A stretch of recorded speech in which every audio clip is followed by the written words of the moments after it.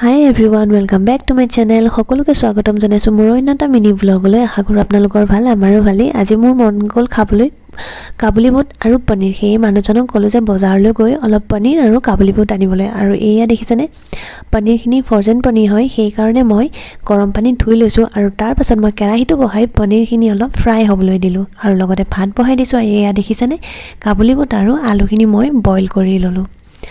তাৰ পাছত মই এয়া পনীৰখিনি অলপকৈ মই ফ্ৰাই হ'বলৈ দিলোঁ, বেছি দিয়া নাই, জাষ্ট অলপ। আৰু তাৰ পাছত মই আদা নহৰু পিঁয়াজ আৰু এটা কেঁচা জলকীয়া লগতে এটা তেজপাত দি পিঁয়াজখিনি অলপ ফ্ৰাই হ'বলৈ দিলোঁ।